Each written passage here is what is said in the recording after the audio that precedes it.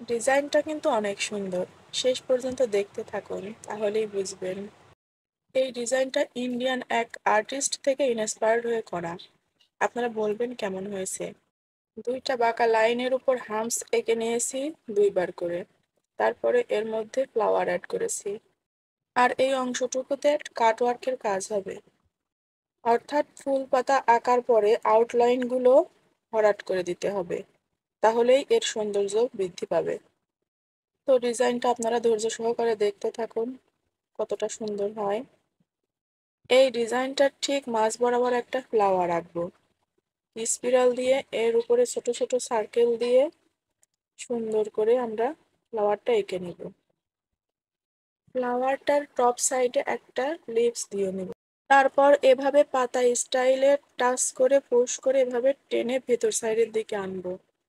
এরকম একটা সুন্দর ফুলের আকৃতি তৈরি হয়ে যাবে। আর উপরে যেটুকু অংশ ফাঁকা থাকবে ওটুকু অংশ আমরা ডট দিয়ে পূরণ করে দিব।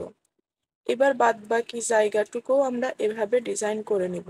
তবে টপটার মতো ওইভাবে দুই পাশে পাতা থাকবে না। বন্ধুরা, ডিজাইনটা কিন্তু অনেক সহজ।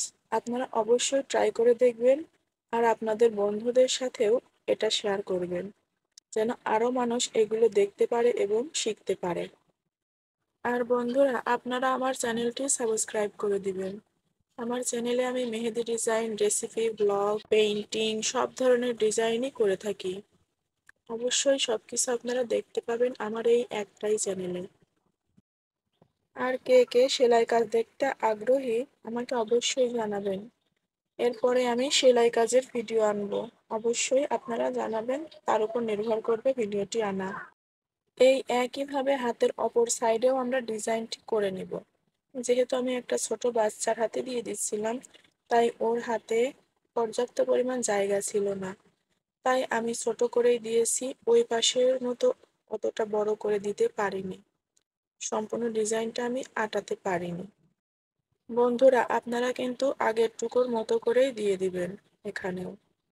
প্রথমবার যেখানে আমি 2 লাইন করে হামস দিয়েছিলাম, এখানে কিন্তু আমি 1 লাইন হামস ব্যবহার করেছি, আপনারা হয়তো অবশ্যই খেয়াল করেছেন।